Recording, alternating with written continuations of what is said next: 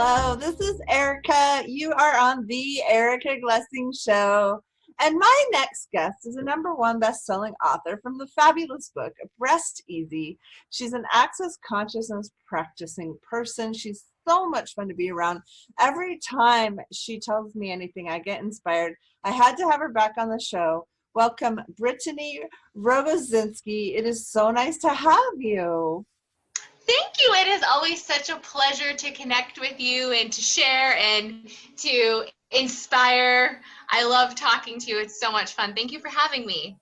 You know, I'm just curious, like, what would our audience like us to go? Where would they like us to go today? Because, you know, we can just basically talk about anything.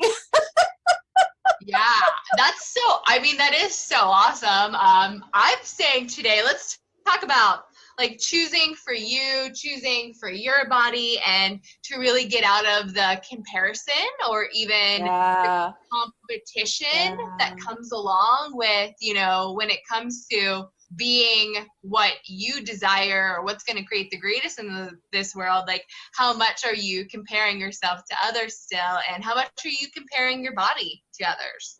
You know, and immediately, and I think it's because I'm working on a new business model, I went to like, how much do I let people's opinions shape what my business choices are and what would be the most fun for me? But I love the fact that you went from 300 pounds to not 300 pounds. So well, I don't think we really talked about that on the show. So you can share a little bit about that whole journey of being a fabulously sexy 300-pound person to a fabulously sexy different pound person. Yeah. Well, that's something that we do bring up a lot with me. And you know what's really cool is just recently I had the awareness of how when I was 300 pounds, I was truly being me. Like, I was aware that I was different and I was proud of that, and I showed up still. And it wasn't until I decided I had to be like everybody else that I contracted and started to lose myself. So, you know, it's funny, I'm not sure if I've gotten to that point of awareness prior to this, but when I lost weight and tried to fit in and tried to be like everyone else, that's when I lost my magic. And it wasn't until recently, when I let go of everywhere that I was trying to compare and fit in, that I realized there was really, truly never anything wrong with me. Wow. Yeah. You know, when I started the show, I remember I met with someone who said that she never made any money from her podcast, but she had over like 1 million listens or so, you know, 1 million, something like that. And I said, huh. And I got off the phone really fast because my podcast wanted to make lots of money, right? Like, it wanted to make copious amounts of money. And so I immediately got off the phone with her because I'm like, huh, I don't really want to learn what she's teaching, right? Mm-hmm. And it was like this whole thing of being, you know, poor but spiritual, right? And I was like, huh, no, that doesn't really resonate for me. Yeah. This whole thing of comparing and like making other people right, that really is pinging for me. Yeah, well, when you talked about what you just talked about there, like not making money and things like that, it's really cool when you are you, regardless of whatever that shows up as. Like, right? Like, what if you are, think about how different you are in your life. You like different things. Maybe you are overweight. Maybe you don't like to wear makeup. Maybe you like to wear pajamas out in public. Like, what if, like, but what if that wasn't wrong? You know, and right. What if that was actually you putting you first? And what if that could make you money? And what if you being that difference was valuable?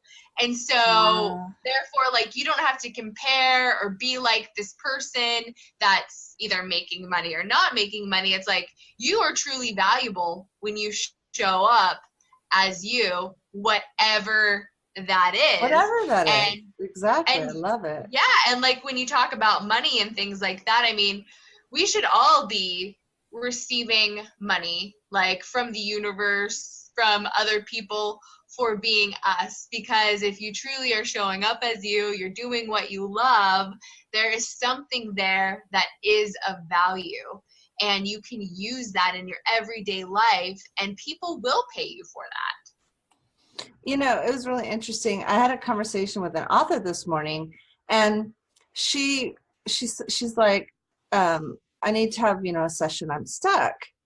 And so I just tapped in really quickly. Of course I was willing to have a session with her, but I just, and she's writing right now on a project I'm on. So, I'm sort of have a vested interest in her, not being stuck. Right. So I tapped into it. And what I got was that it was okay to write like 30 unrelated paragraphs, which everyone says, you can't do, right? You can't do. And I got that maybe she should just do some really interesting thoughts and so I just said, hey, why don't you do a whole bunch of disorganized thoughts? Like, don't try to make it perfect. And that's not what I mean, but you know what I mean? And she came back and she goes, oh my gosh, that's what I was doing and I was making it wrong. Yeah. Especially when we're doing things like that, it's like, stop making yourself wrong. Like, if there's something coming up, if there's something that, you need to say, or you are like really feeling drawn to do, and you're like, but this doesn't make sense, this is going to be judged, know that it's coming up for a reason. And like, what can you do with it? How can you use it to your advantage? Like, why is it coming up?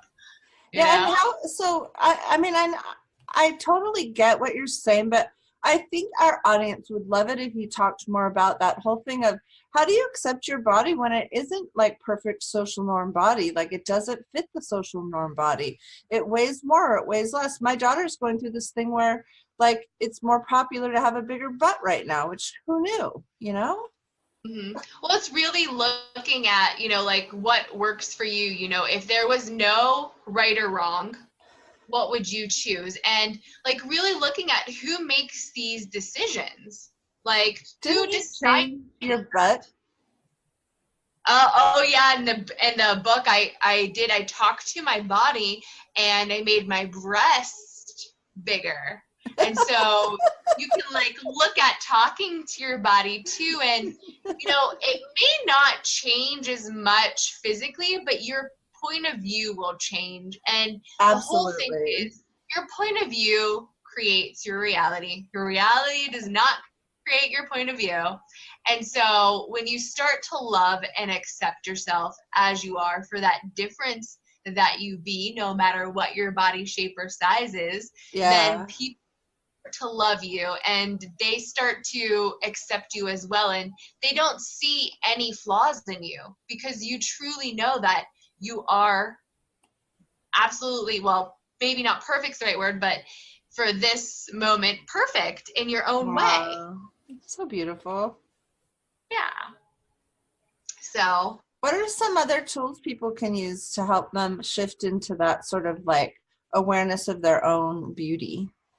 Well, just really looking at how different you are as an inspiration to others. If you are overweight and you run a business, how does that inspire other overweight people? Like looking at everything that you believe is wrong about you. What if that was your biggest strongness? Like if your body's your biggest wrongness, cool, how can you use that to your advantage? Like people in this reality love imperfect people that so true.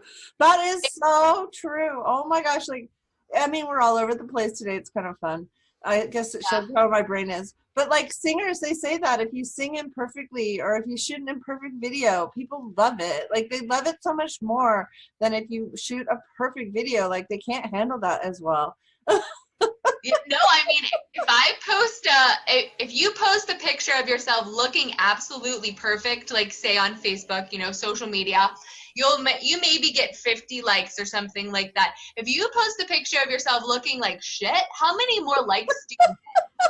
I'm dead serious. People love when you're willing to show up as being perfect, because that's the real you, that's like allowing you to shine as being you, and it gives them the new choice to do that too. Right, which, and I think that is a key to my publishing skills because I want people to write imperfectly. Like, I want it to resonate real. If Mhm. someone has, I had one person, she had her book edited like 30 times. And by the time it came out, the chi was very different. Yeah, exactly. So what if you being you, like no matter how you are right now, with all of your quote unquote flaws and your fat rolls and your imperfections, what if that was truly what inspired people to choose more? And are you willing to be that more often? Wow, that's so beautiful. I love that, Brittany. Anything else you want to share with my audience during this time we have together? I would just really ask yourself today, like, are you comparing yourself to others or are you being you? And really just allow yourself to get the awareness of what that is today. Like, who are you really? And what could you be if you showed up as you, regardless of what anybody else thinks?